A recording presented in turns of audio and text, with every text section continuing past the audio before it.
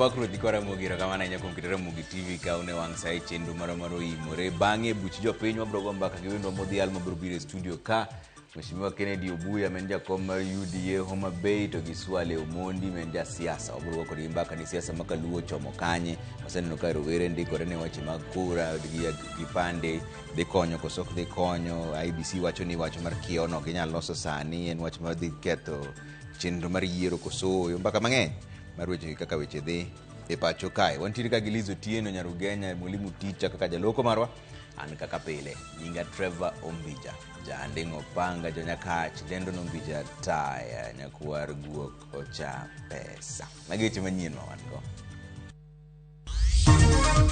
Those are money lost in the sense that they have claimed we have found them, they are remitting, some of them are going to court, some of them have agreed to return back our money. Migao mar thieth osingo jiwo lwenj kedo gi mibadhi aguch SHA ka lakteche 22 osema lesen mag tiyo gi agulu no. So how did you get the statistics which are you're now giving us at 96%? This is populism. Just being popular, trying to show that we are doing something, but we are just guessing. Wasikae kwa ofisi kusema ati implementation iko 96%, hakuna, hata sincerely speaking haijafika 45%. Yod bura wuok mager gi jatend migao mar somo mawacho ni atamalo 96 mar jopuonjre osedonje grade mar 10. Koro kwa biro to ninyang mako nyithindwa waonge kwe serikal.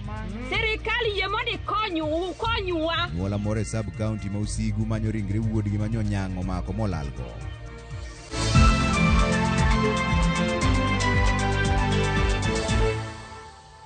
Ero kamando winjo pachi aria deka uchiel no. Jod bura okwedo wach manogol kod jatend migao mar somo Julius Ogamba ni atamalo 96 mag jopuonjre osedonje sikunde mag senior. Jod bura go mane lose kinde romo mar jod bura manobagi Naivasha bendo wuok tung mosuo kod jatend migao no ewi kaka chenro mar rwako jopuonjre sikunde mag senior dhi nyime gino magiwacho ni dhi nyime e yo monjaore.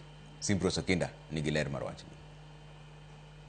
En romo mano kelo kanyachiel jod bura, jotend migepe kod jotelo mamoko mag sirikal, mano bage magawa more boma Naivasha, kama sirikal temo nono chenro mopogore madhi nyime migepe mopogore pachoka. E kinde twak makamano jatend migawo mar somo Julius Ogamba nolero ni chenro mar kepo mag jopuonjre senior school dhi nyime maber, kendo mana tamala 4 kende mar jopuonjre mapok odonje skunde. Because we have 100% transition policy in government, there were 8% that are not reported for one reason or another, including issues relating to school fees and uniforms. Yesterday at noon, we had done 96% of the placements, with the intention to move to 100% by the end of this week. Gikanye mene jod buro kwanye ka gipenjore kaka migao no chope kwan makamano, kalore ni mano oke kaka chal gwenge kama giwuoke.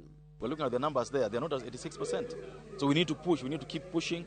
We need to ask our chief, sub-chief, the village elders, let's every kid go to school. And I would like the parents of this country to take the president's word for it. Send their kids to school, whether they have shoes or uniform.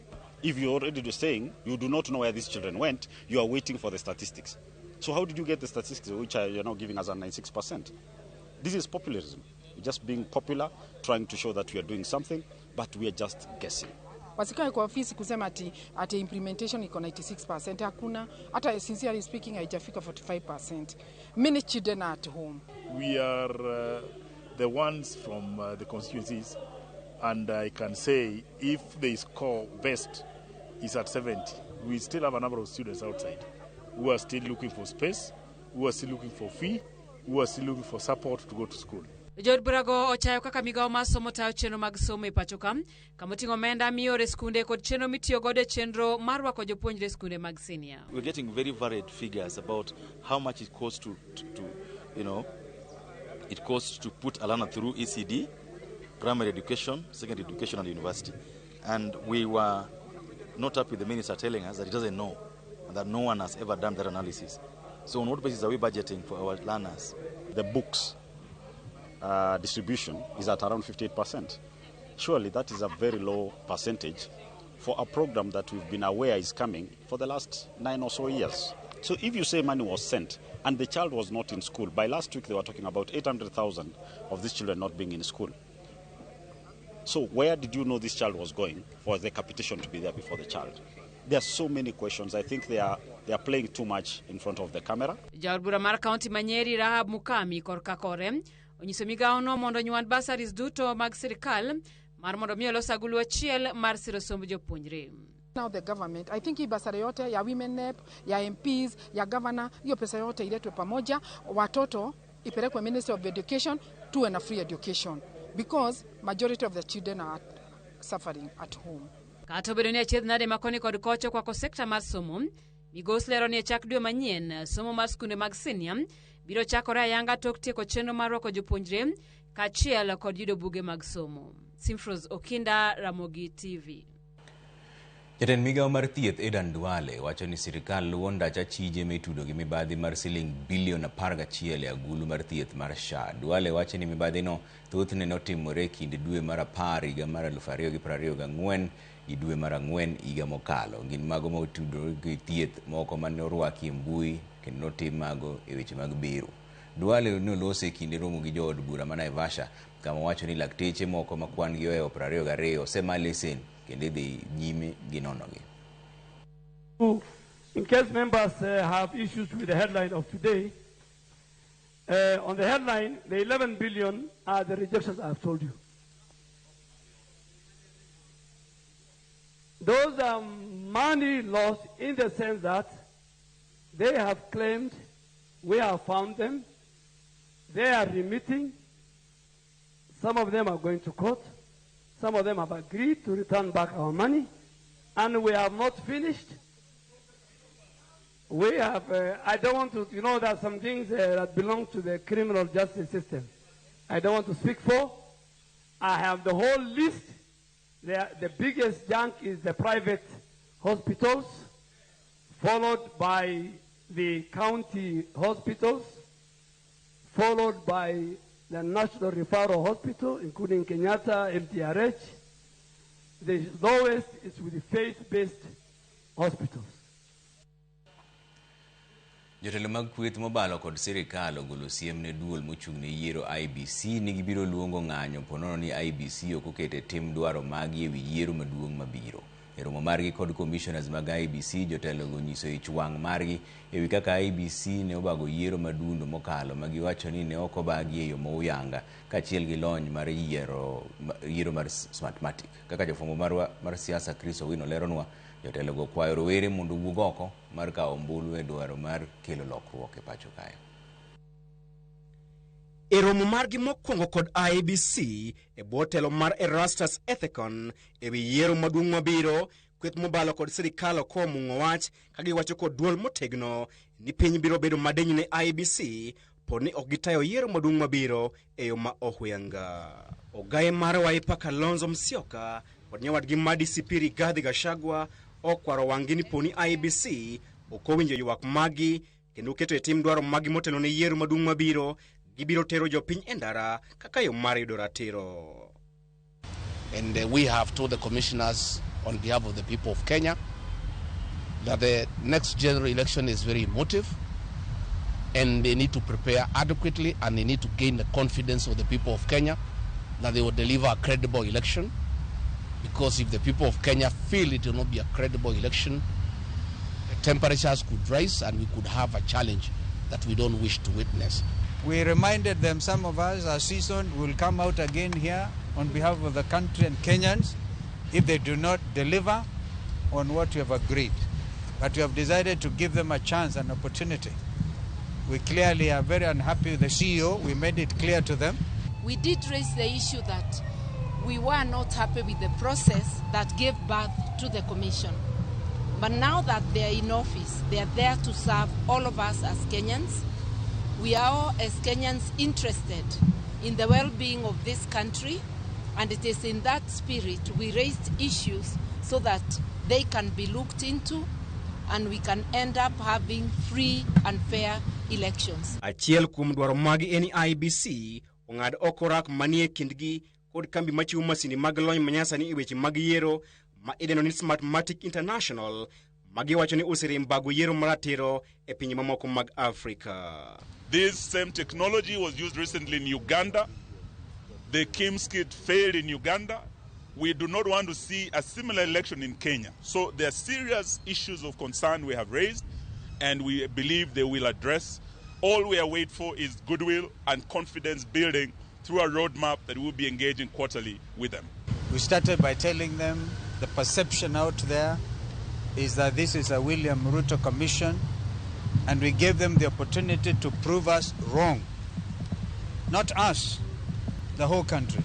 Yiero madundu mokalo bende oketo IEBC e lweny kod kweth mobalo kod sirikal kaging'ur ni IEBC ne oyiengore nyakonchiel kendo mayo jochung' magi loch. And they have promised us also that they are preparing a national conference on elections 2027. And we said, fair enough, if they are going to be open and engage clearly on these issues, we also have a citizenship responsibility. We are pointing out these issues, but we have a citizenship responsibility to do our bit to ensure that we contribute and work with them to deliver a credible election and an election that will guarantee our country's stability, because that is what we are looking for. E komachielo, jotelogo oparo ne rowere mag Gen Z ni yokene mag golo jatend piny William Ruto e loch en kawo ombulu karomgi kendo luto ombulu e kinde yiero. We want to remind our young people they have done a lot on the smartphone to tell the people of Kenya we need change. But the real change cannot be achieved in the smartphone. The real liberation of this republic will be achieved on the ballot box, and the tool of that change is the ID and the ballot. Motelo ne mano, jotelogo osingo ni gibiro walo achiel kuomgi e fwadho bendera margi e ng'wech malaro tend piny e yiero maduong' mabiro. Chris Owino, Ramogi TV, Nairobi. Chenro mar chwalo ndikruok mar opande ne jopiny e kor gwenge, chenro mitayo gi tend migawo mar arita kokalo kuom jagoro mongirore Laktar Raymond Omolo ne ochopo e sublocation ma Nyawita Bondo ka jopiny nochopo kar romgi mar yudo kony. Pek mar yudo opande kinde mokalo nikech omenda mane idwaro kachiel gi bor mar kuonde mane indike opandego gin moko kuom obadho mosemuono jopiny yudo opande. Makrin Adhiambo, ma en jadak ma gweng'no, lero ni nyaka ne ochak manyo opande pok oyudo, kendo mano miyo otiyo gi omenda mathoth e yore mag thieth nikech kata ndikruok mar SHA ok onyal.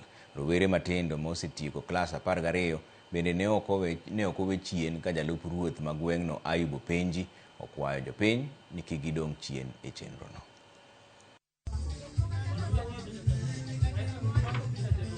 Ma PS Interior Dr. Raymond Omolo okelo chenro machal kama ma it's free of charge, ma onge pesa mora mora kata chudo mora mora mikao onge. Wakwayo jopiny ma pok ochopo ka gichop ka mondo gibed registered. Nyithindo manyocha timo klas 12 ma pok oyudo kipande, wakwayo gi mondo gichop ka mondo gikaw kipande. Josebedo maonge kura to koro sani to riwre gi jo skul bende manyotimo penj bende wan ga e gweng' kae. Koro miyo kutimo ka opar paro makama gi ng'ama opare, aduoko ne erokamano. Kipande na to nolal chon, tasebedo ka apply ka to bende ok oduogoga. Koro asebedo gi shida nikech kata ka ji go kura an ok anyal goyo, kata ji samoro aluor kata kuom mipoge pesnigo adhi chamo pesa tawuondo ng'ano ka bi go kura. Pok andikora e SHA nikech kipande. Anyalo dhi mana ga e chemistry, samoro bende adhi osiptal to nyaka kora ti gi pesa. Oseyangore ni piny Kenya tiyo kod omenda maromo siling trilion 1 higa ka higa e chulo nyinyo mag hola, ka dwaro koro nitiere mar keto chenro mar kawo hola ma nengone ni piny kaka yor tego uchumi ma pacho ka. Maendi noyangi kinde keto ayanga ripot mar chal mar gope ma pacho ka endi ka apise mag piny owacho okwa mondo tigo omenda ma oketie budget kar kwayo meto mar omenda machuno ni Kenya koro medo kawo hola. Lidio Keyo nigi ler mar wachni. E kinde keto ayanga report mar chal mar gope gi hola mapachoka, oyangore ni kuom budget mar piny Kenya maromo siling trilion 4.2, omenda maromo siling trilion 1 itiyo gode chulo nyinyo kata interest mag hola ma piny Kenya nigo. We are spending huge resources on public debt service, and we cannot sit back and think that things we have already reached Canaan. No. Ka oketo ayanga report makamano, Director mar duol marango chal mar gope mapachoka Rafael Otieno oyango ni ma en gino mayuayo uchumi mar piny Kenya chien, ka bende oyango yore duoko piny nyinyogo kokalo kuom chenro mag kawo hola ma nyinyo mag ni piny, keto agula achiel migawo mar omenda e kind mamoko. The National Treasury undertaking operations such as the debt swaps, which essentially our aim will be to issue instruments at lower interest costs and use those instruments to take out the debt instruments that are very costly. Our new borrowing will focus very heavily on concessional financing, which are cheaper and therefore enabling us to reduce the cost of borrowing as we go forward. We are having also other measures such as the implementation of the Treasury single account, which should also help us avoid things such as paying interest on overdraft that the government may not need at any given time. Migepe mopogore opogore mag piny Kenya okwa mondo mi otem matek otigi omenda moket ne gitenge e budget kendo githegre gi chwalo kwayo mar meto mar omenda madhiro Kenya emedo kawo hola. Article 223 is expenditure outside what we planned in our budget. We must borrow sometimes to finance issues that were left out of the budget for valid reasons, but which we must now bring back on board. Granted that some of the issues are uncontrollable. We have heard about the droughts, but there are also issues. People are coming to ask for money for cultural events. People are coming to ask for money to buy additional vehicles.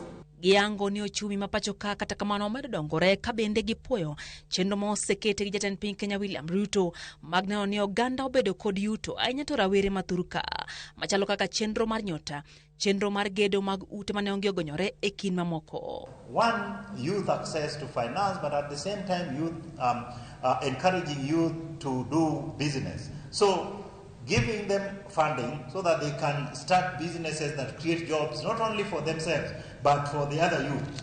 In the affordable housing program, out of the 800 contractors that are implementing that project, the bulk of them are the local contractors. So that is building local capacity, enabling them to create jobs for our Kenyan youth instead of letting the earnings from the project implementation be taken out of the country.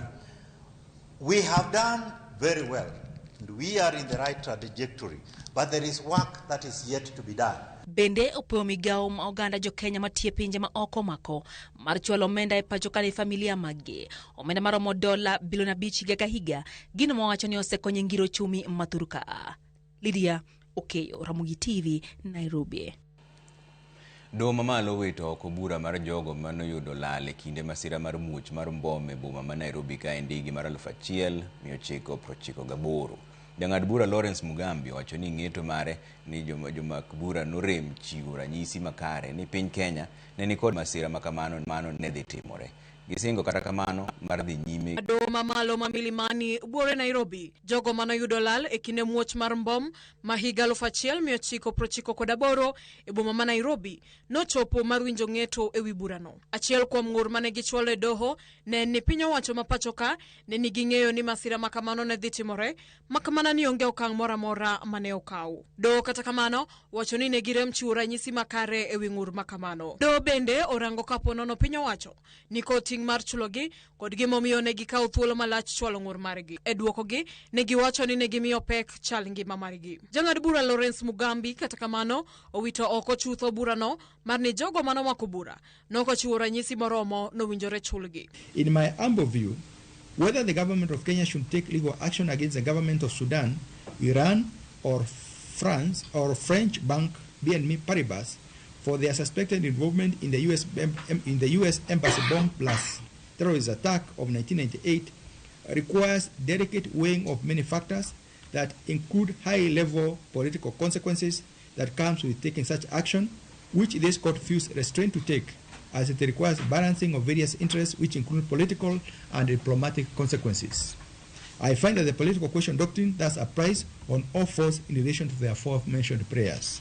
For the reasons aforesaid, I find the petition lacks merit and I hereby dismiss the same in its entirety. Each party shall bear its own costs. We are very disappointed and disheartened. How on earth would you say evidence which has taken years and decades to put together is hearsay? No way. Ruth Mwihaki nowito mingie masira makamano kendo wacho ni geno mare ne en ni ng'eto ne dhi bedo makare kendo chudo ne nyalo yudore. Chudo madine omiyo gigoyo kangi ngimagi. Ng'eto makamano otimore tok tho mar wuongi kod jal machielo juma mokalo. Duto mane manyo ratiro ne wedegi. It is double sword, this one. And because 28 years, going to 28 years, when my mom died and she was the breadwinner, my dad had to struggle to start looking for a way to bring us up. And we hoped for a minute that this compensation would come to help us go back to school. We go and study something that will just improve our lives. We go for a business class and maybe set up something. If the ruling class were affected in this, we could get justice. But now, this is injustice, pure injustice in the justice system. This is Kenya, which our fathers fought for independence.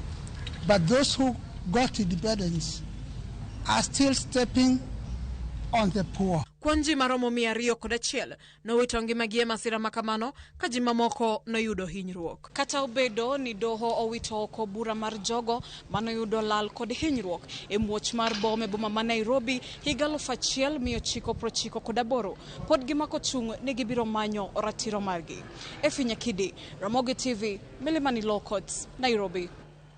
Wadhi yue moro machuo kudogo bang' daka matin tanu kuseurote maru ka endi Ramogi TV majamta wuoda Wasi Border, watching live from Wasi Border kama na inya.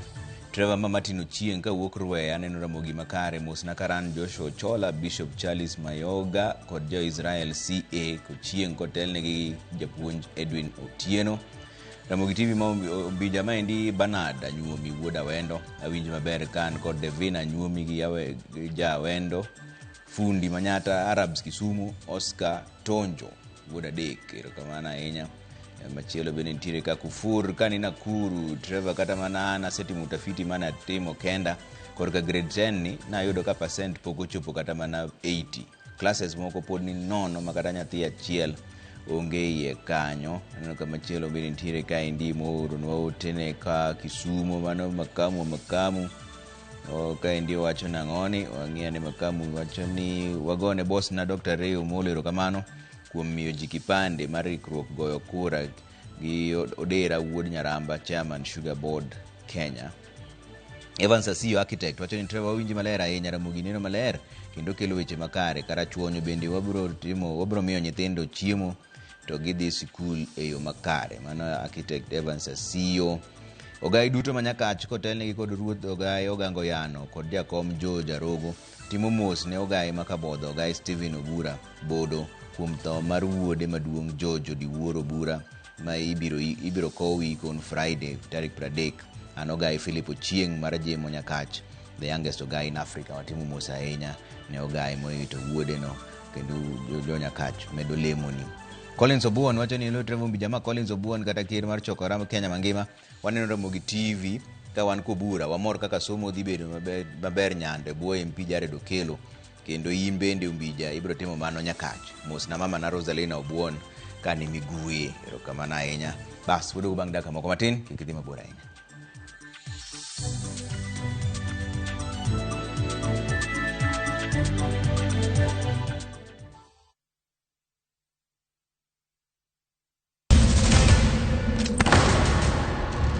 Teka unusiye gi wachno to ano ka bibet kai kinyome to kata arus mare ano ka bibiro ere kaka ini nyalo timre gosipna malich kamae kosiparo ni nen mana kende ka an ka mora achiel kode to joma ni kate bende ni kode en chunja dek osie hera koda timbe andhoga makelo chwanyruok koro onge kaka arus ni nyalo timo maye yawa ikrine wuodh parineti sigana manyiso kaka inyalo tem paro kod lek ma ng'ato nigo kendo yiero nyalo loko gik moko duto. Parineti wuok tich nyaka ngeso saa 2:15 otieno mana Ramogi TV.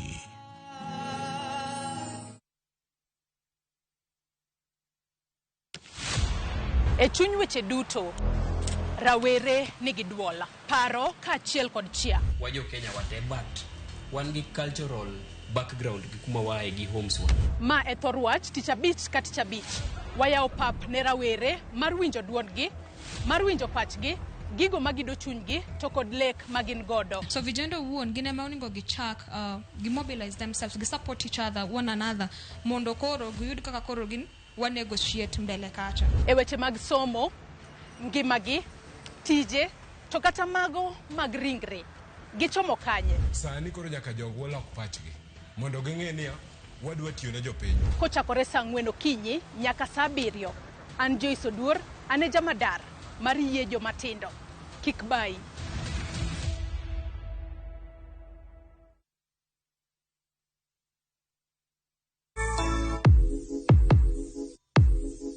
Donje piny manigi nyadhi, kama gimoro amora nyiso sigana mar kit nyadhi momedore. Kochakore kido kod tim oganda, wuodhe manyangafu materie kuonde moyiedhi e kind mamoko. Tudri koda an Simtozo Kinda kateri e wuoth moyiedhi no nikech ngima idago dichiel.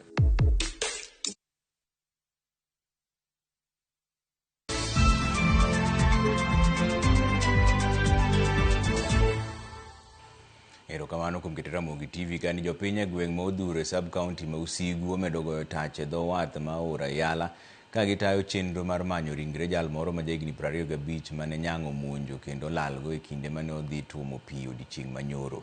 Jodak oseyo piny owacho kuom yolo e tich kendo rem mar chwalo apisas magi mong'eyo goyo abal mondo konye manyo ringre no ka giywago kwan mamalo mar monj mar nyang' mosebedo katimore to okang' ma piny owacho bende kawo onge.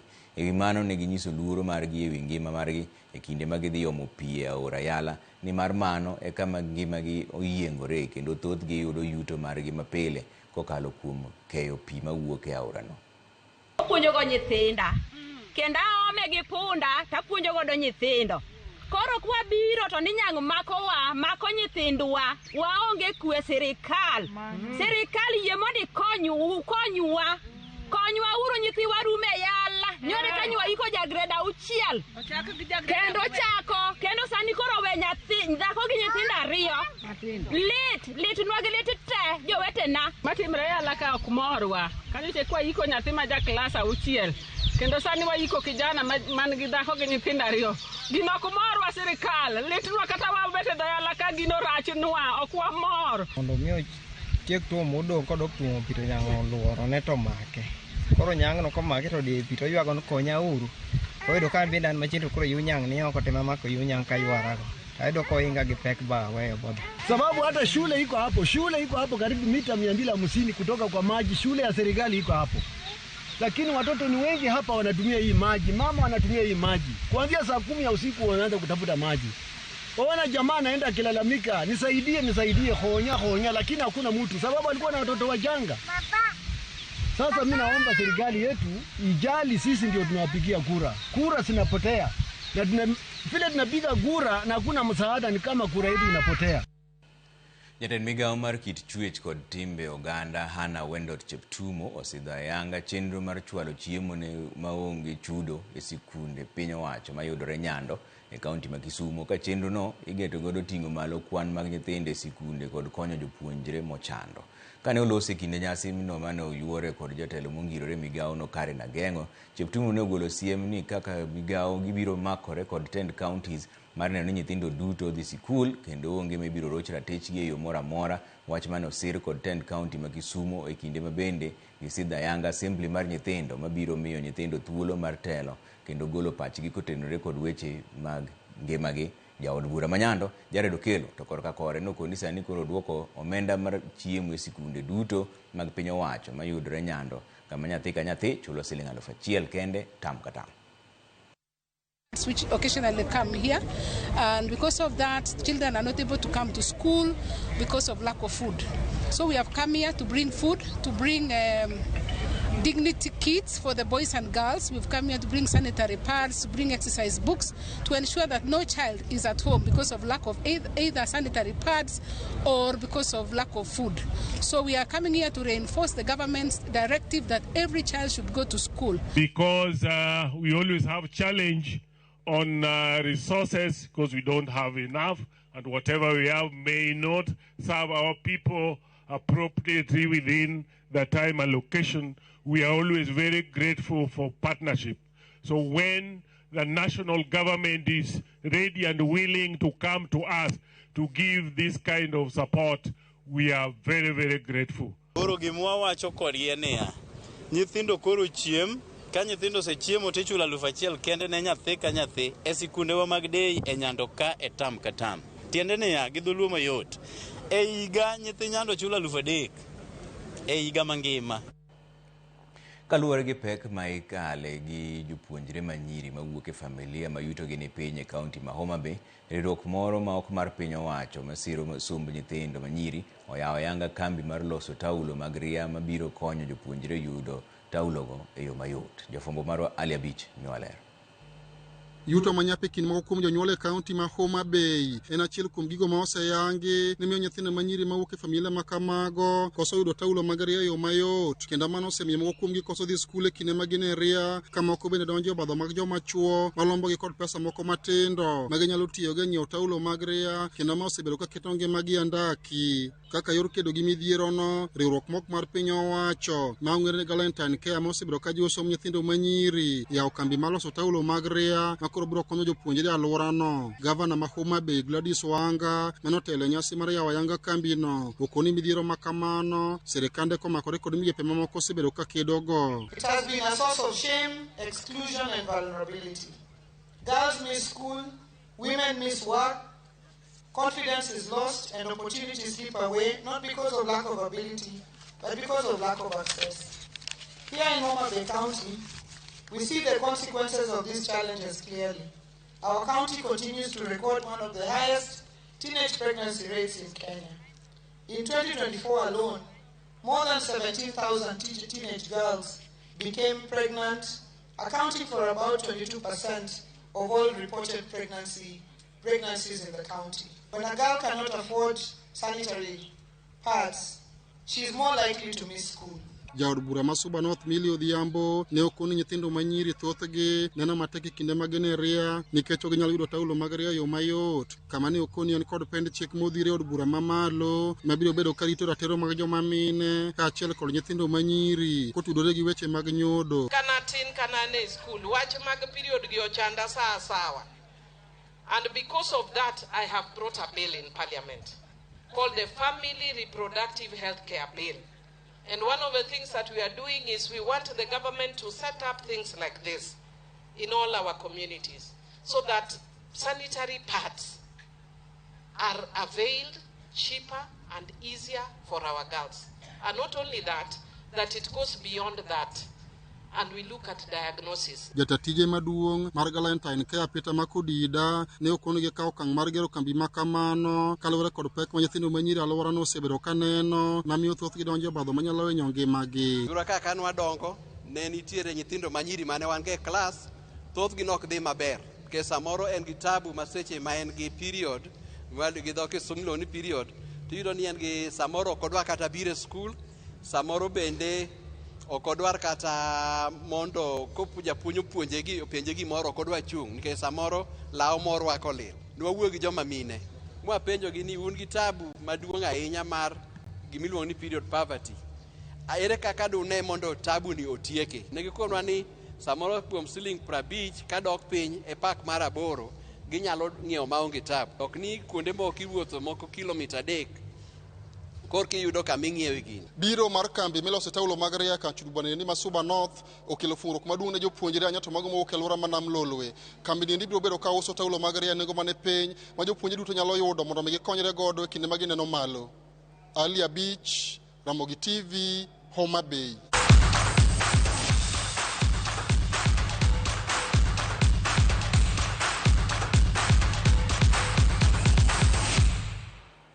Wadonjone weche mag tuke ni tim mar Nairobi United obago rako motelo ne tielo mar ariyo mar tugo mar CAF Confederations Cup e kindgi kod Azam ma Tanzania.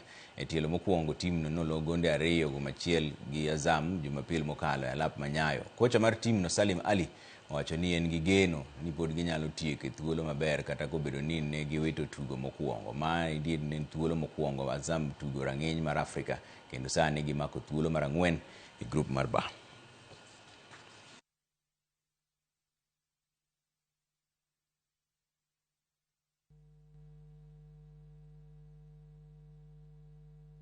Intensity kwa poa, mood kwa camp pia ni mzuri na watu waenda Zanzibar, preparation more inaenda kuwa huko.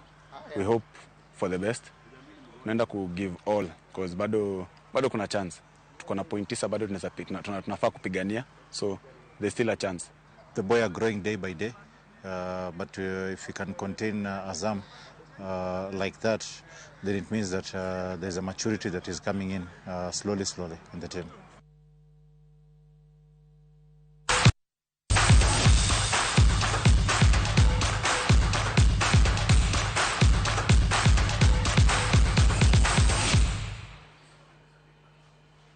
Wadhi yo moro matin kuduogo donje buch jo piny aneno ka Kora Olaka wacho ni driver ma Kora Olaka manwar bar Nyakach Gimrae yie imos na jo Nyakach duto temo se yie ni gino sedhigo kinyi ero kamana inya Kora Ramogi TV ma ndi jakom boda Sako Makabondo driver imore to timo mos ne jowa mowuok Yala kuom wach mar nyang' mamako jo piny go. Sirikal okony wachno arito twak gi liyo kendo watch live ka endi mano jakom Gideon Ochuka Wuod Kabondo. Bas wadog bang' dakika matin gi Mheshimiwa Kennedy Obuya jakom mar UDA Homa Bay gi Swale Omondi mende siasa wadhigo kod mbaka mar siasa makaluo ni siasa ochomo kanye mane pinje maero ga pinje mokwongo ni to siasa ka gineno ochomo kanye mane mbaka modhigo bang' dakika matin.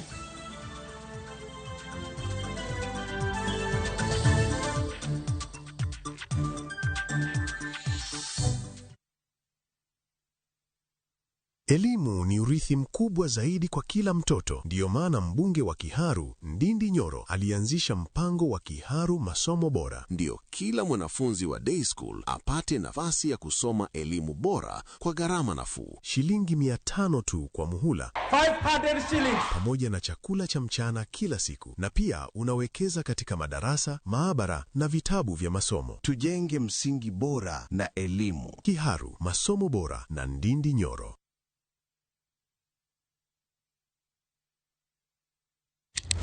Piny igero kod mbaka, to kaka ndalo medo sudo, mbaka medo bedo mamit. Kochakore tarik 2 dwe mar 2 higani, mbaka dhi bedo mathoth. Chieng' wuok tich, kaka wanene, chako wach maonge mung'o. Jopiny emonego omi jotendwa gi direction. Tok saa 4, Cleophas Oluoch koloni weche matimore e piny Kenya nyaka saa 7 wang'e e chenro mar chal mar Kenya. IBC oket priorities ne right. Credibility mar election chakore gi kar registration.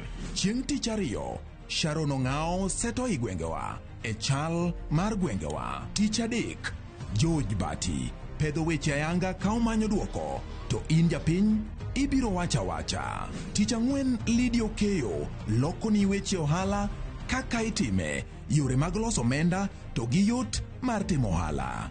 Chieng' tich abich, Waloro Juma kod rowere, Joyce Oduor choko pach jomatindo ka omiyo gi thuolo mar kengo weche mag gedo chunygi. Kungo makwa Nairobi ka e Chest House student leadership kana wapingo the new funding model. Mana e Ramogi TV machiegni.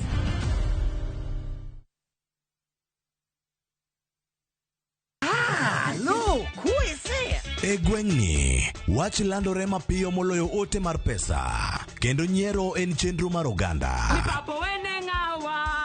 Chief ong'eyo wachno, kata jopeng' ong'eyo. Ka chieng' tich abich ochopo, waduto wachokore. Ok ne baraza, to ne nyarkochia.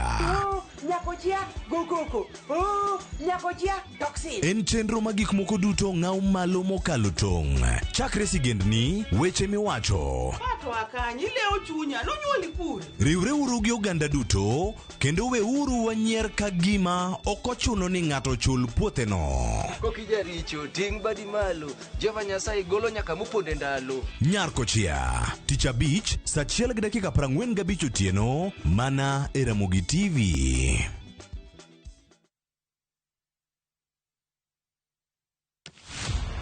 E chuny weche duto, rawere nigi duola, paro kaachiel kod chia. Wajo Kenya wate but wan gi cultural background gi kuma wae gi homes wa.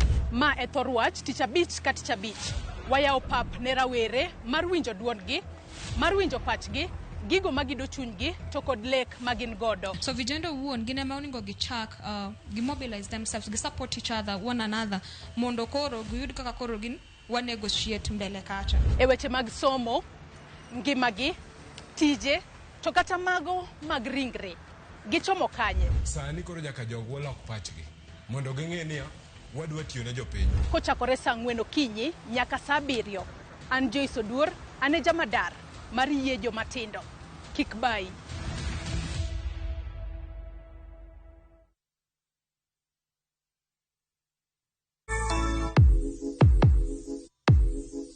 Donje piny manigi nyadhi. Kama gimoro amora nyiso sigana mar kit nyadhi momedore.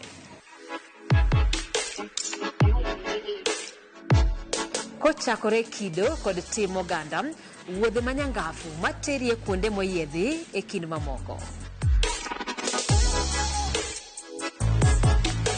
Tudri koda Ansintos Okinda kateri e wuoth moyiedhi no nikech ngima idago dichiel.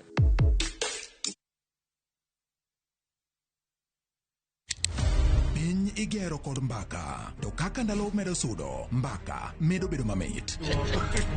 Kochakore tarik 2 dwe mar 2 higani, mbaka dhi bedo mathoth. Chieng' wuok tich, kaka wanene, chako wach maonge mung'o. Jopiny emonego omi jotendwa gi direction. Tok saa 4, Cleophas Oluoch koloni weche matimore e piny Kenya nyaka saa 7 wang'e e chenro mar chal mar Kenya. IBC oket priorities ne right. Credibility mar election chakore gi kar registration.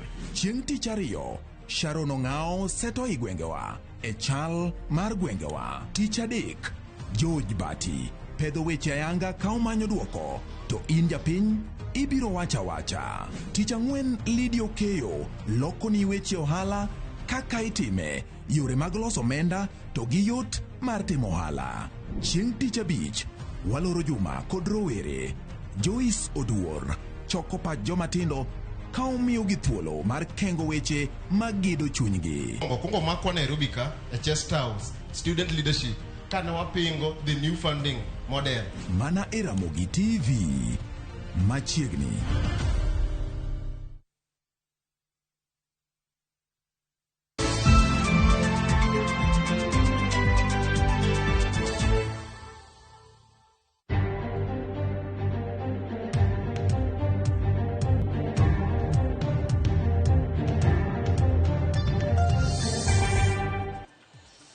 Erokamano kuom keto Ramogi TV ka buch jopiny chakore sani. Wendo modhial ni kod studio ka Mheshimiwa Kennedy Obuya men jakom mar UDA Homa Bay to gi Swale Omondi men ja siasa. Swale wachaka ni kodi siasa ni ochomo kanye kama kaluo kane kinene. Erokamano Trevor. Mokwongo yie mos nyikwara monga jwang' no imore and happy new year. Nyaka nende higa ni chakre pok adonjo Ramogi. Omiyo kawuono achopo Ramogi chak mar higa, adwoko ne Nyasaye erokamano kuom mano. Siasa ma kaluo aneno ka nie trajectory maber, nikech oganda moro wacho ni sirikal nyadiriyo, to oganda moro bende wacho ni sirikal nyadichiel. Omiyo demokrasia wanene piny luo kadongo. Kuom mano dawach ni siasa orieko maber, nikech ing'eni sama demokrasia nyai oganda nyiso ni oganda dongo kimawazo, kiparo. Oganda chiwo thuolo mar yawo paro mar chopo kuonde mamoko manodin ne joma chon. Amor kaneno kata kaka wuono piny luo golo presidential candidate manyien mopogore gi mwana wang'eyo pile. Ading'eno nyola ka ng'eni president ma joluo golo en achiel. but iyudo kaka wuono jaluo nigi presidential candidate manyien ilido walo ni kanyo. Omiyo trajectory mar piny luo e siasa adeno korio ng'alo maber ahinya. Okay. Kamano. Alright. Kenny nene nango? Erokamano ahinya owadwa Trevor Nyakorgo kocha pesa. Yina akawe thuolo makende kaka owadwa ni mondo amose joneno kod jowinjo magwa mar TV maromwa geno man Ramogi TV. Jogo mawinjo dholuo mok joluo maneno program amosu nikech odiochieng' ma kawuono nyaka ne mwaka ni chakre ni kata tarik osere kamano. Happy New Year. Owadwa Trevor, siasa ma kaluo ma igani en siasa motedore kendo en siasa ma iye liet kapas.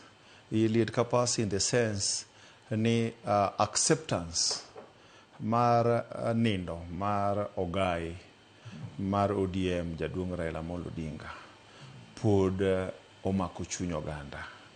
Ji mang'eny king'iyo mos, ji mang'eny pod paro ne baba samoro chalo gimodhi wuoth moro wang' noduogi. So king'iyo mano to ineno ka chunji nigi kihondko. Chunji pod nitiere kod parareyo gikia ni ji ochom kama nade. To king'iyo liet mantiere e siasa mar ODM bende sani nyiso men normal sama transition timore ma ogai mar chama maduong' machale level ma jakomo nindo. King'iyo gi ndalo Jaramogi tulo ywakruok gi tuomruok nyaka bedi.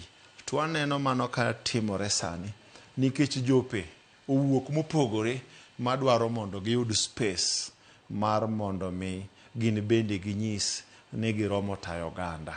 So mago gin gik matimore kaluo sani. But most importantly, e oganda kaluo aneno ka quite a number ji mang'eny, jogo mapingo gi jogo masiro.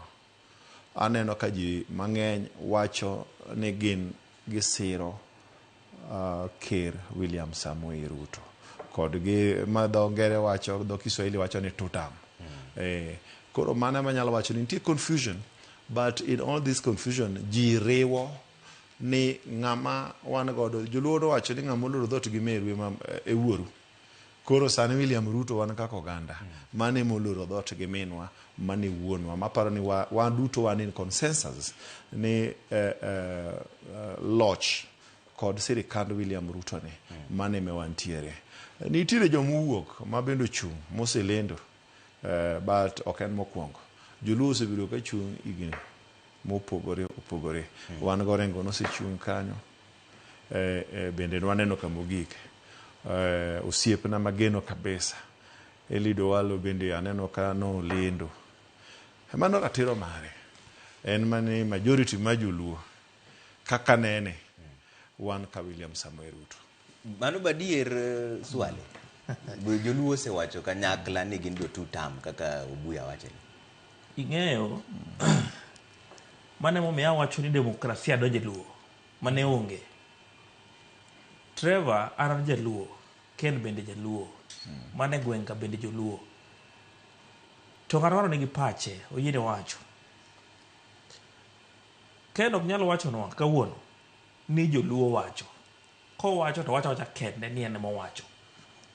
Nikech kata no kanya wacho wach tutam. Ing'e ni jaluo ne kawo instruction from one leader mane Raila Amolo Odinga. Nyaka sama no tho an ing'e ni kama ne Raila okone joluo ni wachuru tutam ne okawinjo. Omiyo nyaka sani jaluo nyalo wacho tutam ne, nyalo wacho one tam ne. Raila nokoweji kama ji wache tutam. Ariyo ne mano, Raila ne kingship mar luo. Nyaka sani, ana kaka an Swalean, I believe ni I'm a kingship, I mean a kingman in my own rights. Mama Mandala cha, beren queenship in her own rights. Sani onge ng'ama telo ne luo. Kore kagi manyo ng'ama nyalo telo negi, but nikech thuolo ni pod onge. Ng'ato wacho pache. To Dr. Buru Oginga. Dr. Buru Oginga otelo ne luo. Otelo ne ODM. To Ker Odungi Randa. Odungi Randa en ker mar jodongo, ok ker mar luo. En ker mar jodong Luo. Ok ker mar Luo. Mano ker mar joluo. En ker mar jodong Luo. In guru in kara Jakom Raila Amolo Odinga nineno ke nen Jakom Raila Amolo Odinga mache mane koro Mesaya mar joluo. Pok wayudo mano. Pod wamanyo mane iye ka. Omiyo sani jaluo nyalo bedo kama dwaro. To bende ing'eyo sama i-support gimoro nyaka ibed gi sababu ni momiyo i-support gimoro. An ka onge sababu na mar support sirikal tabeda abeda pingo sirikal. In gi sababu mar pinge? An gi sababu mang'eny sana. Nikech kero kara Kenni, ngeni Kenni ng'ama osiepna sana. Ngeni Kenni mano miyo adonje UDA. Kenni neno bataka. Ok ang'eni isewuok. Isewuok. Nadar chon. Koro kine UDA. An aonge kuro. Sani en kanye? No. Podi kwang, podi manyo yo. An e chamba na machon maluongo ni Green Congress. Kanye kama yuda sani. Niwe UDA. Mane chamba mano miya ticket. Abedo gi Ken gi UDA mangima igini makalo 2-3. To kaneno ka bottom up economic model is working for our people. Okiwinje. Ok aneno kotiyo ne jowa. Awinjo ka thurwa kucho pod oganda moro nitie ma pod nyalo nindo kech to nowachne ni ka in hoka tidhi bedo gi supermarket. Pok ineno supermarket. Pok aneno ng'ama obedo hoka mobedo gi supermarket to mano ne giuso bottom up. So weche mang'eny mosetimore piny Luo gi piny siasa ni miya nawacho nyaka sani ni jaluo ka jaluo imako mana kama mori gi kama romore kodi emiywayo. Sirikal ber ne ng'ama ber ne to rach ne ng'ama rach ne. To king'iyo mos sirikal ber ne jogo machame. To japiny mok nyal chame ok nyal wacho ni sirikal no ber. Ang'o miyo? Ing'eni sama ng'ato chiemo to nyaka paka rwadhero nikech onyiedhe. To sama ok inyal kaka nchi pake chien kacha. Hapana. Hapana. Wadigi wadhi kucho. Kuon wang'eyo ndalo cha ni ma is the mwelekeo maber gi jowa. But upon realizing nikech Raila Amolo Odinga nowacho ni wakonya uru jogi tich sirikal ne dhi lwar. To kiki ng'ato bi wach to tamobro chiwo direction in 2027. And therefore kanyo mapod warito.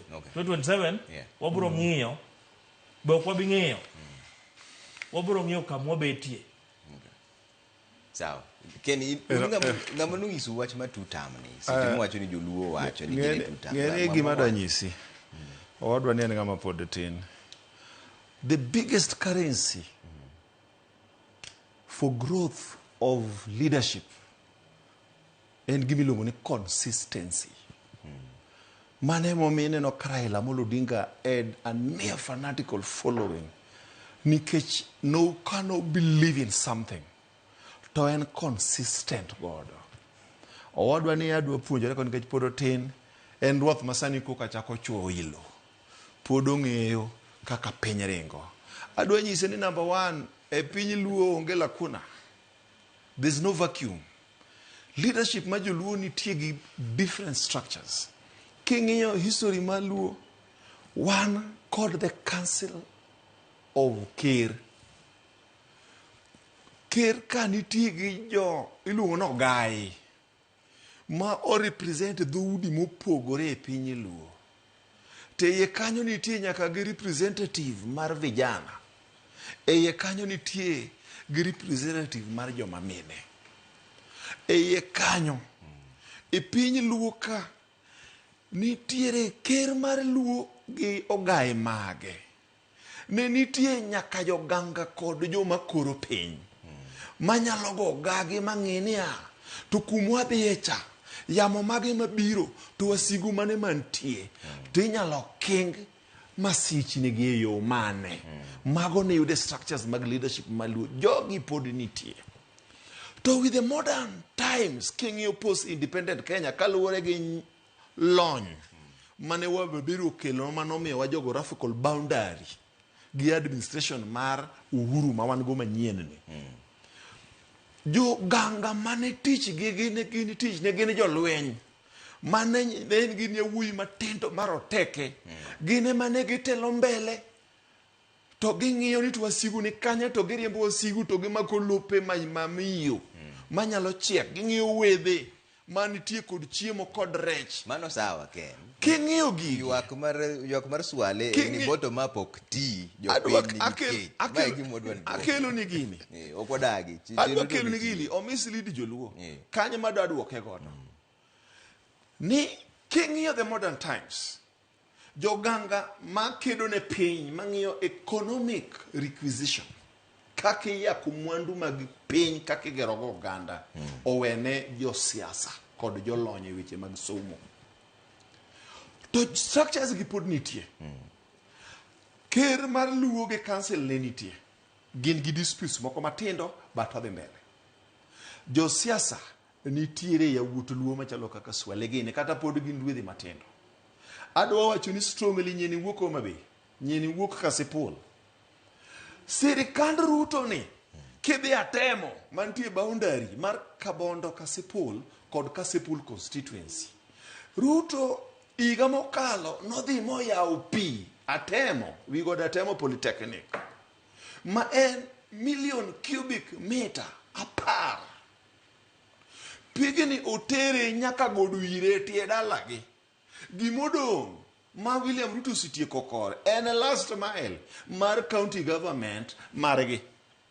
Monego be no penjo ni to county government last mile connectivity mar pi ma William Ruto kelo cha chopo ne jopiny nade. Magi monego wuoyi. So konyalo wacho to Nyieni wuok Homa Bay kama wanitiere for the first time in the history mar Kenya e Homa Bay kama kata stima nolale manong'adi manodwok Nyamira. Sani Homa Bay lam uwuotho kamora mora nyaka walkways. Kidhi e port oger. Koginga fish landing site kod market oger. Kidhi Ruma nitie development ya barabara chomo Sindo kendo chomo Sori Karungu. Kidhi Rusinga ring road 100% done. Kidhi Mfangano Island chiegni rumo. Sani for the first time in history ma joluo koka igero no madhi bedo handed over by dwe mar abich ferry public mar jopiny miloso Kisumo. Magi gin dongruok ma kik wadino wang'wa mwawinj. Yo madhi dala gi ma Kindu Karabok Adiedo road chiegni rumo. It is over 52% done. Mano ma nyiso ni it is good the power of media ma national TV. Stand for a leader nyaka represent wacho niya ni wach kamarach to kamaber bende sira kata kwa kama rem nitie mondo pong. Koro adwa report authoritatively ni bottom up transformative agenda in Homa Bay where myself and this gentleman comes from. We have gained so much. With that authority, nikech ang'ama jatelo mogone kura gi jo UDA e Homa Bay County. Adwa nyisi ni quite a number of residents mag Homa Bay County. Be it jo ODM, mobedo led gi governor ma Homa Bay. Wacho pile ni gin kama ne Raila owegi nowegi e sirikal, gibiro bedo e sirikal nyaka rom towards 2027 based on the implementation mar 10-point agenda.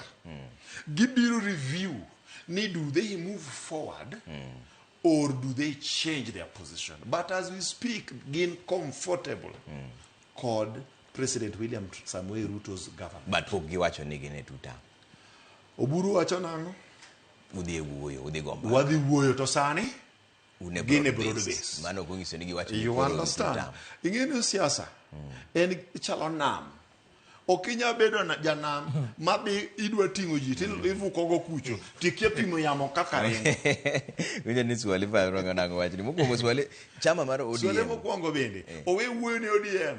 Lakini koro ng'e siasa ne en wacho mana Green Party. Alternative mane magin godo mopogore gi mar ODM mano to wacho to gi mopogore gi mar UDA mane monego wuoye. King'iyo siasa ni Swale ang'e ni ino kin jachama but leader ni bi nyiswa wagombo ng'eyo kaka oganda Swale oduoki ya king'iyo kaka siasa dhi sare ni riwruok mar UDA gi ODM ni bodhi miyo pach jo oganda Luo lokore ni bedo two term. Kusupod manok dhi loko paro mar gima Ken ok owinjo kuma malong'o. an nyaka gi sani ok anyalo wacho to tam, and that is my position. Ok onyiso ni mbele ni bo anyalo wacho to tam kata ok wanya wacho. Only a fool emo nyalo ko bongo, but as at now to pod ok anyalo wacho to tam. Ang'o momiyo awacho mano? Ok anyalo to tam ne a government that doesn't recognize the young. A government manya wacho ni ka bunde go gotie nyithindo go. Ok anyal timo mano. Ok anyal yie na wacho to tam nikech leaders are not performing in the lowland are dragging the public mondo wach to tam. Igen to tam ni en umbrella ma jo mok dwa teach ponde. Leaders mok lumo ok dwa teach yule teach madwa ni mondo dhi ponde tie umbrella. Ko wacho ni achiel ariyo development mag infrastructure go timo maber. Ok anyal tamora nikech ng'ama nigi wang'e bende neno. To macha haki en haki makata Jaturkana nigo, Jasamburu nigo, Jamombasa nigo, Joma be bende mana kode.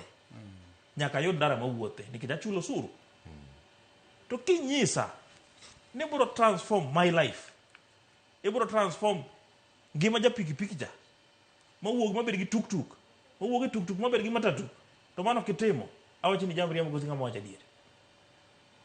Mana momiyo pod ok anyal yie gi wach mar to tam. Nikech samoro kapok ochopo 2027 to mama mboga dhi bedo gi supermarket kaka nosingne. Samoro kapok ochopo 2027 to jabodaboda dhi riembo tuk-tuk. But nikech mano pod ok otimore to bedo kwane dalili nikech ji osechako wuok ewi geche. Iwinjo kanyo? Onge dalili mano dhi timore. Miyo awacho ni an kaka an owuon gi sani to ok anyal wacho to tam. Kendo penja ni party leader na. Party leader na en ng'ama mungwana sani iluongo ni Hilary Alela. Wuod Alela Kalela. Wuod japuonj. Mane party leader mara. To koro king'iyo gini swale. Bedo mar jowa e telo ni nyiso ni oganda okonyore koso gin giwegi ma gikonyore koso jowa nyaka koro ng'e ni jowa manie telo go ging'iyo Kenya mangima ok jowa kende. Nikech nitie joma penjo ni wan gi mbade giri gitimo ang'o, wan gi wandai gikelnwa stima kuonde te, to be gine gineno ni jogi tiyo ne Kenya mangima mok jowa kende, to bedo gi e telo no omiyo jowa okonyore koso. Adoko ni Trevor, bedo jowa e telo ok okonyo jowa. Jowa go chiemo kendgi gi mon gi familia gi girlfriends gi boyfriends gi. And man honest truth. Japiny ma kawaida ma wuotho gi tiende oko kacha ma the majority manyomo mbulu onge gima jogo konyogo. Iwinjo kanyo? Ang'eyo sata kana nyoro Ken ong'eyo ni Joshano okawo jika. Counties 47. Jaluo achiel oriatanda wuoyi. Seche go to jaluo nitie sirikal kendo pamo ni wan e sirikal konyi gang'o. Iwinjo kanyo? Oganda mamoko kani kawo kata na jie e polis e lweny osojoge gi turi joluo miang'o adi mano ndiki jopuonj ondika joluo adi mano ndiki e puonj. So these things okonego bende wawach ni jowa manie sirikal ni konyo jowa. Jogi onge gima konyo ji kata achiel. Jaluo thone kaka nosechwe piny en kinde gi Nyasache. Joma chiemo mayieng mapuki ng'ama denyo magwonyore mana gi pado. And for that reason an ok anyal support jogi kata dakika achiel. Homabay sani kidhi kata yath ok yud osiptal kendo ng'eyo Homabay. Governor oringo left right center go to town tokoti. MPs gi king'iyo wuotho hapa na pale go to town ringo mana gi chopa kuondegi. Japiny to nyithindo kwamo dhoudi pok odhi e school to gin gi bursaries they cannot give it out. Why? Ang'o minya kwa support those who jomok nyal tiyo ne jowa. Ang'o minya kwa go to town e euphoria. To japiny ma wuotho gi tiende kacha kacha. Sani ng'eyo Trevor ibo yudo ka pesa madhi ne japiny in terms of allocation ma sirikal mamalo golo ng'eny. To japiny doesn't get that service. To kochopo sama idhi go kura ma koro idhi nyumo mbulu jogi biro to pogo uleso double timi 1,000 kata idok iwero ni ng'ano ber.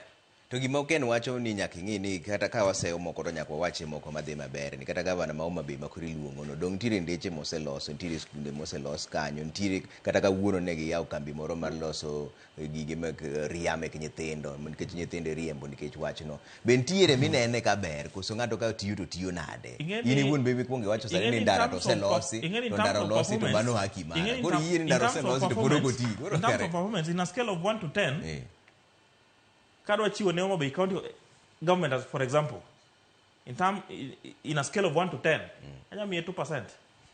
Obe yoga gima timore. To ndara motino to ndara miwacho ni ndara ma Homa Bay mineno ringo mathindo thindo go stadia we sembriane manoloso to William Ruto biro tieko teka chuone William Ruto kanyo kidogo onge gima Gladys otime. Wewe nyane ni kendo wacho na ni dakika kidogo.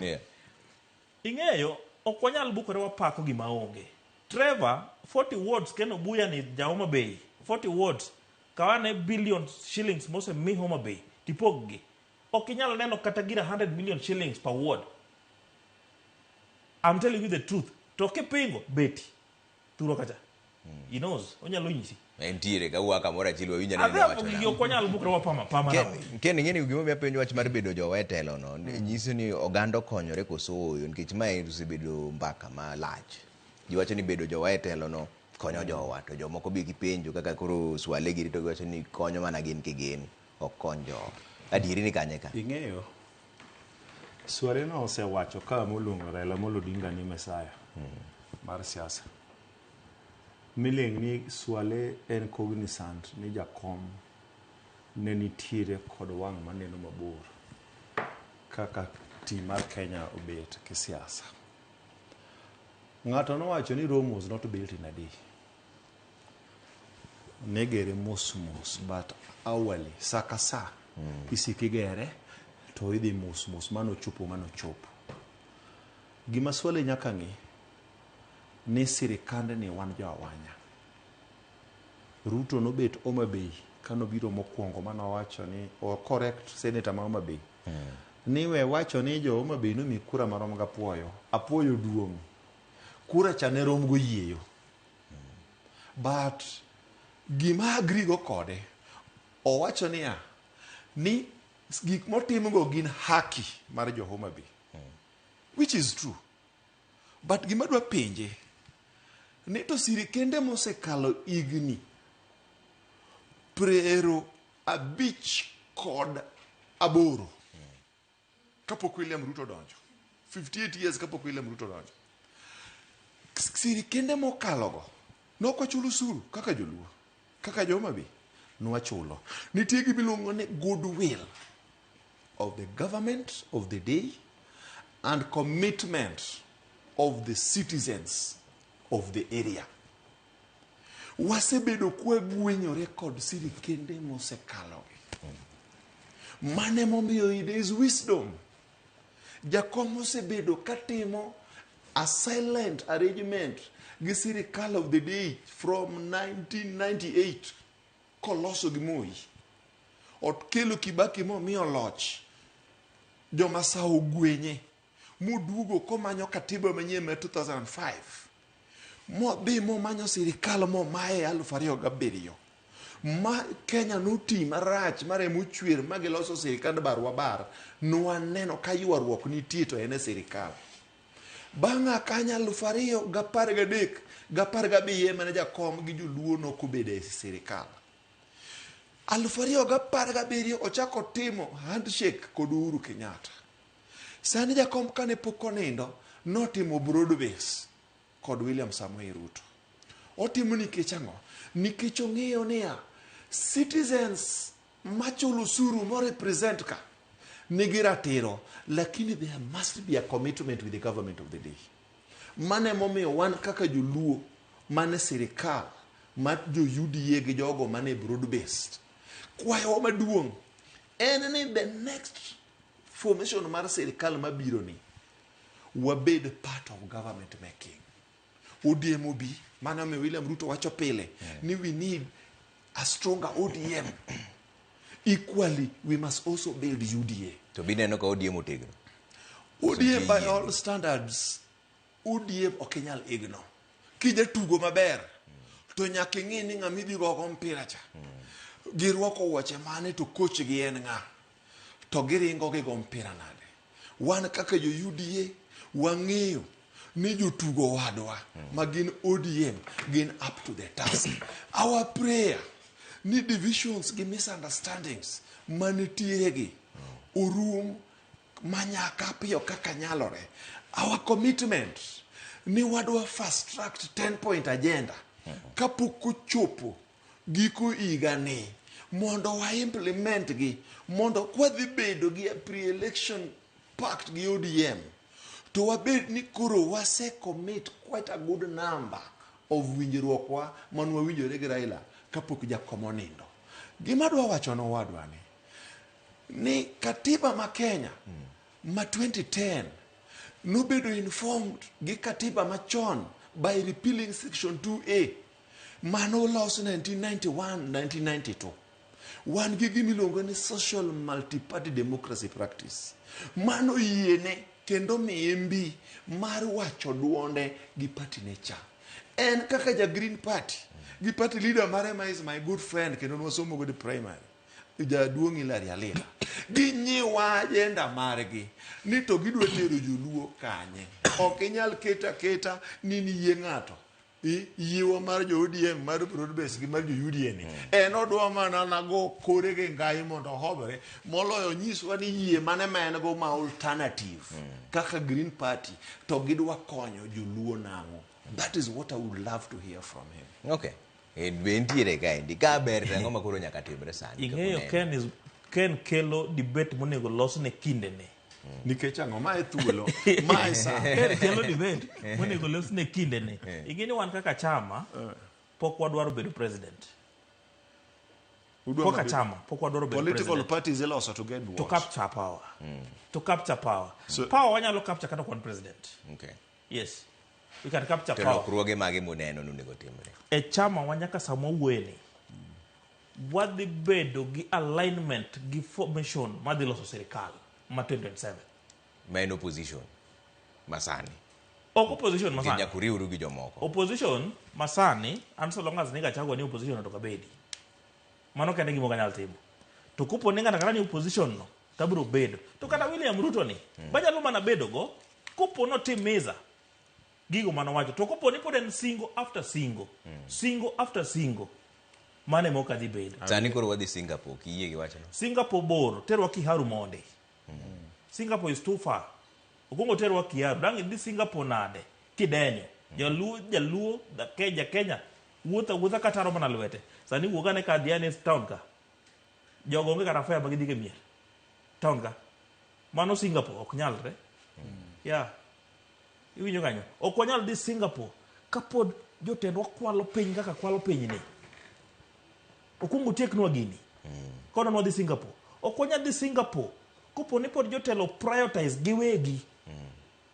Pesa japiny en ringo kode ndege imiolo kode inda to japiny to onge yath e osiptal. Sani kidhi Rachuonyo. Mano koro dalawa. Rachuonyo district hospital. Ilo ni Rachuonyo level 4. Kanyo kata mana Panadol, kata mana gloves okinya yudo. Kaini ngadi nyawro kanyo kinyo, odhi omany kata gloves mirwakaro kaka mani.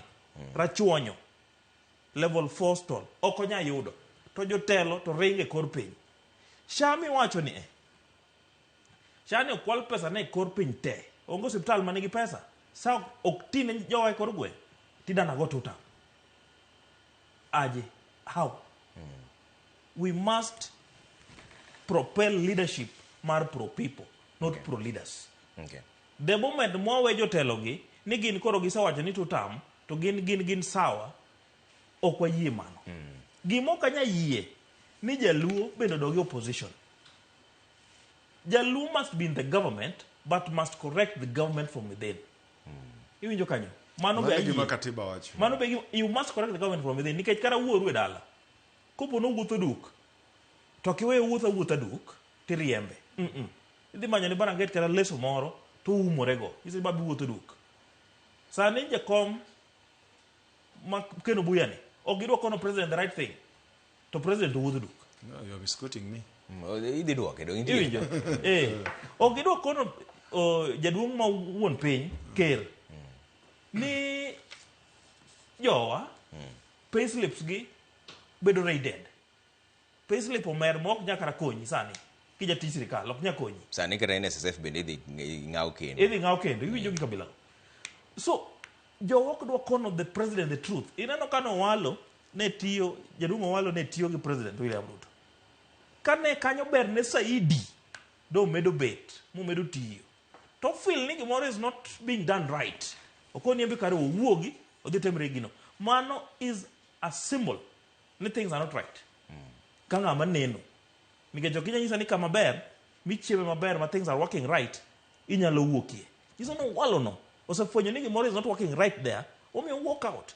Omiyo jowa must change from the narrative. Mimiyo gi 1,000 2,000 tigo totam to ngima ni makinti compromise. Okay. Ken bukwero jatelo ni weche moko nitie mok dhi maber. Kata kawuono nwanene e gazet SHA bilion 11 okwal. Tire joma ywak ni pesa ing'ado gi pesa mang'eny ahinya ogene kuma pesa dhiye.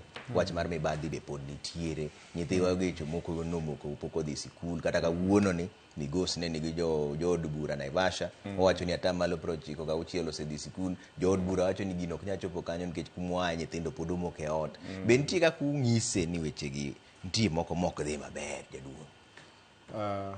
Wan ng'eni unoko bedo coerced.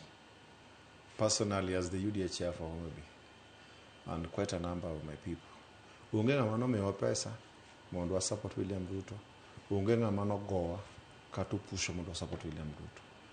We support William Ruto, knowing very well that is not perfect, knowing very well ni unge gimolose piny ni ma ata malo 100 en kare. Gimora mora nigi berne kod nyawne. Mane momiyo wasego kogno mwang'iyo ni leaders magwa ma wan go sani king'iyo gi chien historically kama joluo wuok wayudo ni gir William Ruto ni ber en gir iwacho ni wan jo karibu to wan jo karibu mideo. Wan jo karibu for the first time in history ma joluo nyaka na oyudo independence ko kwayudo ja finance Minister ma finance.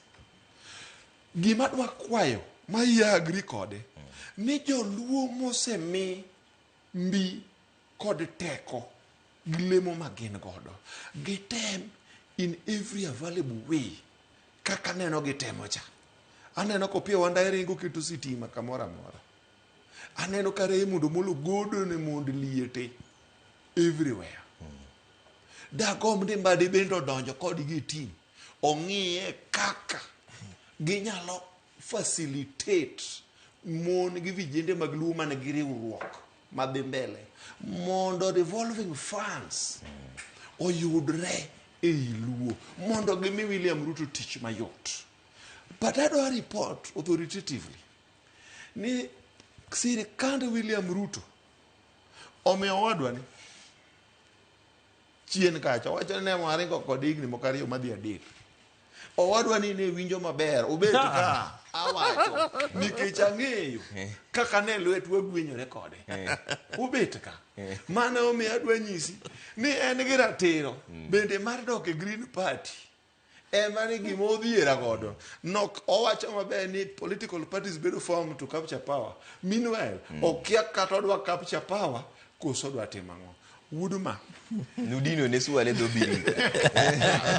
Suale ne mana de maber. En mana ne ya. En haki mare maradok e ode michoae which is okay. Gima dwa wacho madwa wanyis joluo madagombo wadwa ni gi party leader mare. Wawek kita no wan wakwera gimora mora. Gima nitie wan kaka jo UDA wan gi internal mechanisms. UDA kama nitie MP Musi chung senator manandi ma wuod lang'o kendo pok noweyo to osegoyo ministers mag UDA kendo goyo to wacho ni gimiluongo ni positive constructive criticism. Opingo gi katiba mar chama katiba mar pinyni tok wach ni koro wacho ni sirikande rach. Opin point mana nyawo ma individuals momi obedo charged gi deliverables magineno ni ok dhi kare. Mane momiyo kata wan bende wan jo UDA kata sani awacho number 1 akwaye National TV ka ni the CEO of the government of the day and Dr. William Samoei Ruto en gi agencies mobedo charged gi enforcement mar mako jogo moketho pend chik man oko gima tiyo ne sirikal. Kanitiere na winjo ka chien kacha ng'ato wacho ni affordable housing gimoro bilion 9 olala. Wadwa ng'eyo report auditor general cha number 1 the mother body mobedo charged gi oversight and the legislature kanyo joluo manogo 6 piece nigi representatives jogo masit e committees mar public investments kod public accounts committee. Ang'o ma gitimo? To bende ok wanyal bet ni wan joluo mwaketo mwayiero jotelo tijigi en mana penjo national government kende to penjo local county governments ni pesa mimiyo gi bilionde ka to gitiyogo nade kochopo madala. Nikech wan gi 48 governments, 47 county governments and one national government. Gin independent and interdependent at the same time. Okay. The allocation marwa mabiro penyne otiyo nade. Wadwa neno ka leaders magwa wuok kaka waneno senators mag pinje mamoko balo kod wegi. To kochopo ne wan wapenjo mana mamalo ka to piny ka ok wadwa penjo, see no evil, hear no evil, speak no evil. We must come out of that. Okay. Swali wach mogik miwa go sakoro mawanga neno kama makamu wacho ni Trevor nyis na joma in go e studio go ni Ruto en 2 term. Kendo kingisa kendo yubuya ni wiye ler kilometers per square mile. Ni makamu ni weche. Wach mano director ma broad base. Ing'eyo an seche moko nya yie gi nyien ni gi owadwa ni partly da yie kode kinde duto nikech mane demokrasia. Nitiere one thing manyaka acknowledge kapok awuok e TV ni, that one Dr. Raymond Omolo matiyo ne sirikal mar piny Kenya kaka permanent secretary mar national administration konyo Chiliel at his personal level. Omiyo ayie kode mano okonyo jopiny mamond liete kaka Raymond Omolo o kaka sirikal. Omiyo med bedo gi chuny no otim mano ne joma moko bende. Oganda wa gima dakon gi nikech koro kinde oserumo.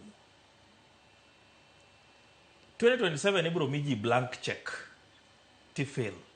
Ibiro go kura kalore kaka ne denyo. Jotelo be biro go kura mana kaka nende gi yieng. To maduong' ayie gi Ken ni kik waketu focus marwa e national government kende. To an taketo wanga e national government to kendo county government jaba keto wanga. To nikech sirikal bende wadhi form kaka green nikech adhi kawo Kasipul gi Green Congress Party. Wadhi capture power ma Kasipul no. Piny Kenya sama biro dhi ombolo wabeduru kwa yawo wangwa saidi. Nikech pesa dhi tugo ka pesa makore lach. Nikech kata sana osechako ringo. Kiko kura ne wach pesa miyudo sani tidhi thagori moingo nikech ma higni ma ji ochandore piny Kenya mapok ne ji ochandore nyaka ne nyuol piny Kenya ka. Okay. Hai. Kao kamano Nyasaye ogwedhna gi we will Trevor ing'eni joma neno wa gibe gin joherawa. Yeah. Wago mos walalo jaduong' Okindo e piny Koyugi kacha. Jaduong' maratipa ahinya. Mano wuora kendo mano supporter na namba 1. Nyasaye oket chunye kama okwe. Jowa duto wakoyonegi hawi maber mar tero higa nyime. Ramogi mangima bende wakoyonegi hawi maber mar medo tayo chenro machalo kaka magi ne ogandawa. Wamedo explore thuolo manitie mondo mi jogo ong'e what is right and what is wrong. Kawa kamano kendo buya. Sirikal de alenga baba waduga gini wasrie sirikal e opara. Okay. Ken, wach mogik. Ero kamano ahinya owadwa Trevor. Gima dak kwa oganda luo. Lweny okidonje moking'iyo mokioro scouts mong'iyo mbele mong'iyo ni to wasigu nigi mbi machal nade. Waseng'iyo kaka siasa ka osetimno siasa mara kweda kaka oganda. Ka William Ruto ka beto yao no abot omiwa kona moro manyalo miyo wabedo gi miluongo na sense of belonging kaka community. An kaka jakom ma UDA abiro keto tesre sirikandwa ma UDA mondo mi o implement nikech mane tija implement gik man wawacho watimo ne jopiny. But adwa go kendo erokamano ni sirikand UDA ma William Ruto kotelne gi yawuotwa ma yawuot luo matiyo ne William Ruto sirikande ka ni wadhi maber. Adwa mana jiwo jogo moyier e kombe mopogore e piny luo ni watine jopiny. Namor kaneno e mbui ka MP Marangwe oketo minister mar education tesere ka gine bura Naivasha ni agoni simu okimake aoroni message okidwoki to ambe an jatela represent jopiny da gomb ni seche moko gima penji ok en personal en issues mag jomo ora mane spirit magombo neno godo jotelo moyier kaluo. To mogik Trevor, joluo wagoru tarudin wang'ni 2027 beginning from Karachuonyo kama wuoke constituency wabiro go mbaka gi jopiny gi joluo moko wago korwa mondo mi jopiny obed gi teko mar yiero jotelo kendgi, jotelo ma ng'iyo ni joluo gi jomoyiera ok ng'amo ting'o bada man gi teko, ng'amo gona kura momiya mandate cha ema nigi teko. Erokamano ahinya Mheshimiwa Kennedy Obuya jakom UDA Homabay Swale Omondi jasiasa. Erokamano ahinya jakom kodwa mbaka kaka wuono mane kama wawe chenro moro mar buch jopiny odwoko no. Erokamano kupir Ramogi TV kan kaka pile nyinga Trevor Ombija jandingo panga jonyakach dendo no Ombija taya nyakwar guok ocha pesa manere bana idwa tigori ga dipo